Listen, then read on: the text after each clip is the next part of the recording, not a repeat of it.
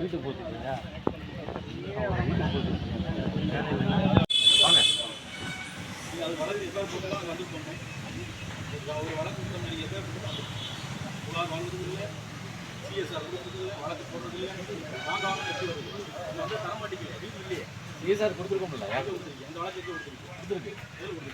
அவங்க கையில் இருக்கும், மனுதாரர் கையில் இருக்கும்.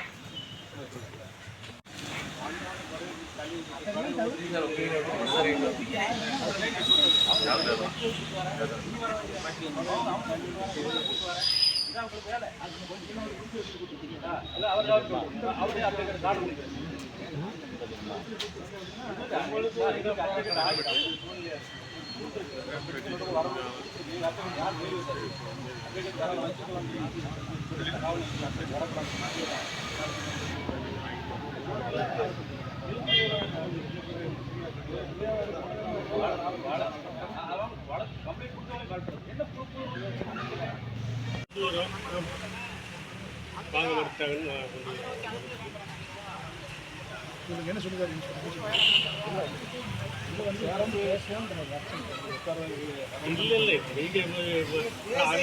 தள்ளி விட்டு எங்களுக்கு தெரியும். சேரையும் கொடுப்பே சேரை இழுத்து உடச்சி போட்டுருக்கீங்க. உங்களே தெரியும் எங்களுக்கு. இன்னைக்கு அப்படி பண்ணிருக்கீங்க. அவங்க 2 பேரும் ரெட்டிக்காரையும் காலையில வரல. நானே உங்களுக்கு காலையில வரல. பேசணும், மேலதிகாரத்தை கேட்டு வாங்கணும்.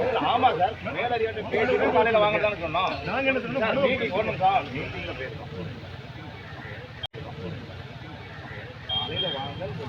இத வாங்கி ரைட் கொண்டாங்க. கொண்டாங்க ஒண்ணு சார் என்ன இருக்கு சார் உங்களோட நீங்க என்ன இதாடா சரி கொண்டாங்க. அந்த இதெல்லாம் எனக்கு அப்படிதான், எனக்கு அந்த இதெல்லாம் கிடையாது. அதுதான் சார் ஒன்றும் இல்லை சார். ஆஃபீஸர் சார் மீட்டிங் போயிருந்தோம். மீட்டிங் போயிட்டு வரோம். ஆஃபீஸர் இருக்காங்க. அதில் என்ன சாரம் என்னன்னு தெரியாது. அதனால காலையில வாங்க ஆஃபீஸருக்கு சொல்லுவோம். நேற்றுக்கு மீட்டிங்ல இருக்கோம். நேற்றுக்கு யாருமே கிடையாது சார். மீட்டிங்ல இருக்காங்க. காலையில வாங்க. எலாபரேட் பண்ணி பேச விரும்பல. நம்ம மனு கொடுத்தாச்சு வாங்கிட்டீங்க. நீங்க படிச்சு நான் வழக்கறிஞர் என்ன உண்மை, நான் ஏற்கனவே உண்மை.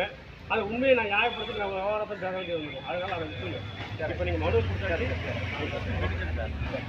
உண்மை இருக்கா இல்லையாங்கிறது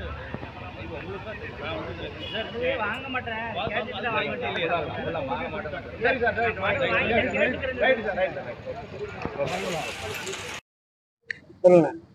தூத்துக்குடி மாவட்டம் கோவில்பட்டி காவல் உட்கோட்டத்தில் தொடர்ந்து கொள்ளைகள் நடந்துகிட்டே இருக்கு.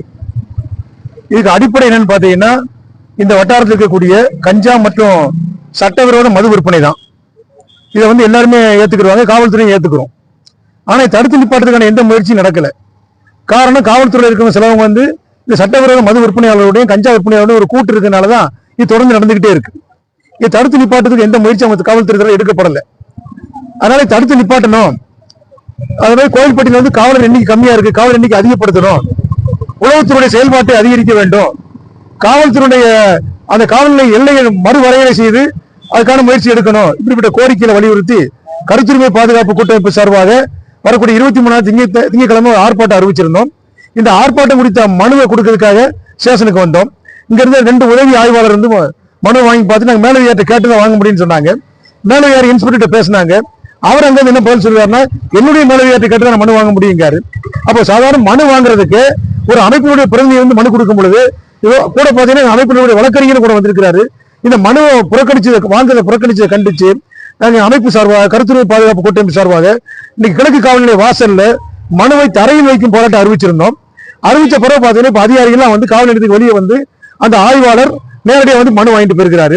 நாங்க என்ன சொல்ல வரோம்னா, ஒரு அமைப்பினுடைய பிரதிநிதி வரும்பொழுது இந்த நிலைமைன்னா சாதாரண சாமானியன் மக்கள் வந்தா அவர் என்ன பாடுபடுத்துவாங்க.